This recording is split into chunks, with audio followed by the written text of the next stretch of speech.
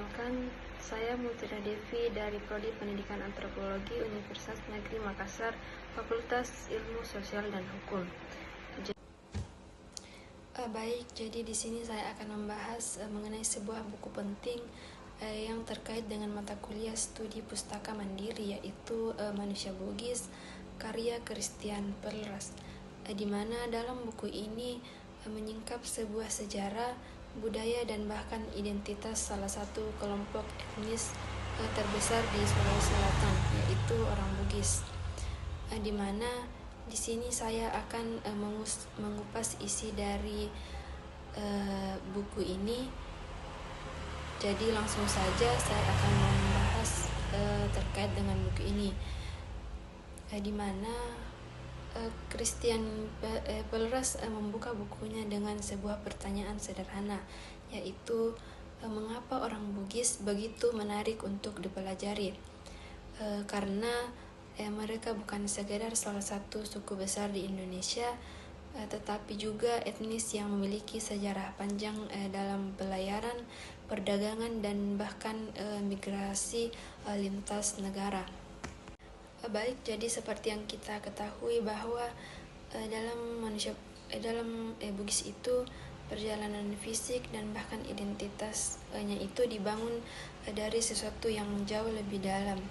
Salah satunya itu seperti siri dan pese, di mana siri itu adalah sebuah konsep harga diri dan rasa malu dalam budaya Bugis yang bisa menjaga siri, dan bahkan kehilangan siri itu berarti kehilangan kehormatan. Sementara peste adalah solidaritas, empati, dan bahkan juga kepedulian terhadap orang lain. Dua nilai inilah yang membuat masyarakat bisa bertahan baik di tanah asal maupun di tanah rantau. Bayangkan saja sebelum kita mengenal istilah globalisasi, orang Bugis sudah berlayar ke Malaka, Kalimantan, Malaysia, dan bahkan juga Thailand. Dan juga mereka dikenal sebagai pelaut, tetapi mereka juga dikenal sebagai pedagang yang tangguh dan perantau yang sukses. Di sini saya akan membahas terkait dengan sejarah dan asal-usul orang Bugis, di mana orang Bugis diyakini berasal dari daerah sekitar Danau Tempe, Wajo, dan Bone di Sulawesi Selatan. Dari sinilah mereka tumbuh menjadi komunitas yang besar. Namun mereka tidak hanya menetap di satu tempat, tetapi sejak abad ke-15 orang Bugis mulai melakukan migrasi besar-besaran. Sebagian menetap di Kalimantan dan sebagian lagi merantau ke Maluku, bahkan ada yang sampai ke Malaysia dan Thailand.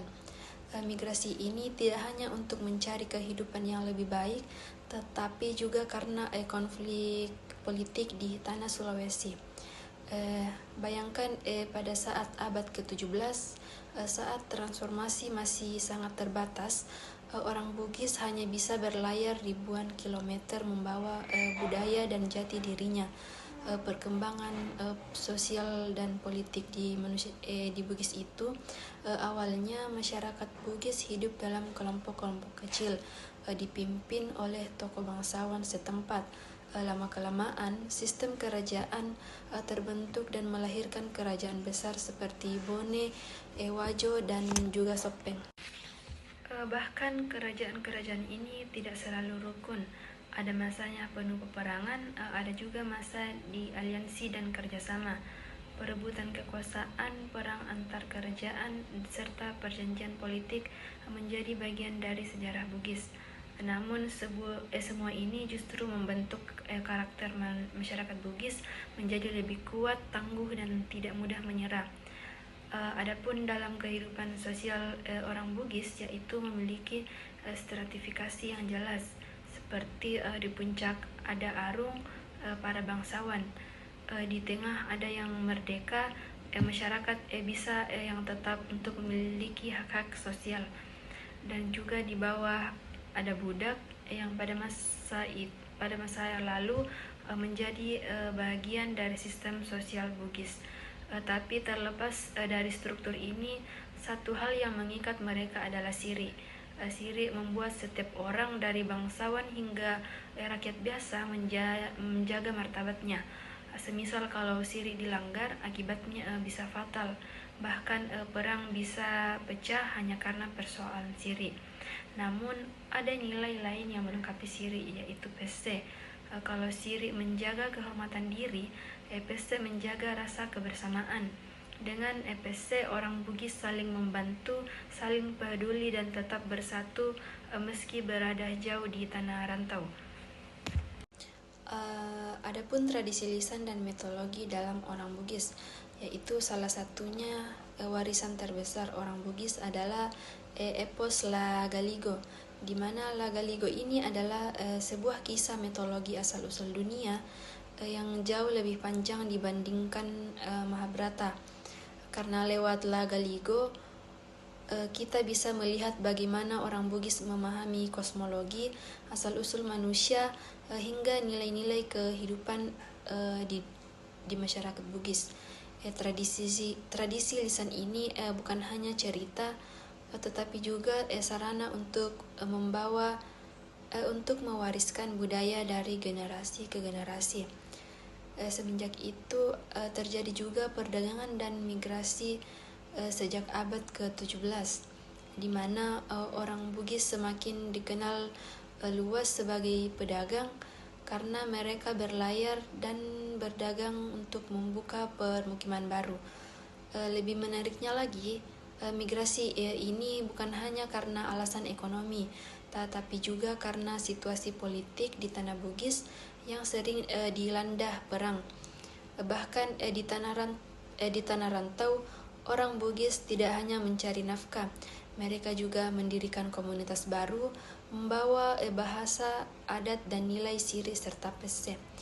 Mungkin itulah sebabnya sampai hari ini kita bisa menemukan komunitas Bugis di berbagai wilayah Indonesia, bahkan di luar negeri.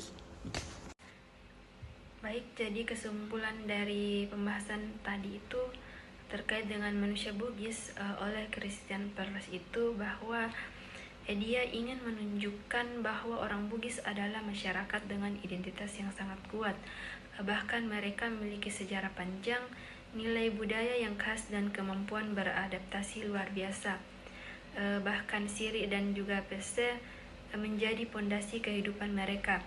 Emigrasi juga membuat mereka tersebar luas, tapi juga justru memperkuat jati diri sebagai orang Bugis. Jadi ketika kita berbicara tentang orang Bugis, bahkan tidak hanya membicarakan satu kelompok etnis di Sulawesi Selatan, tetapi kita juga sedang berbicara tentang sebuah masyarakat maritim yang telah memberi warna besar dalam sejarah Nusantara. Baik, itu saja pembahasan dari saya. Sekian, Assalamualaikum warahmatullahi wabarakatuh.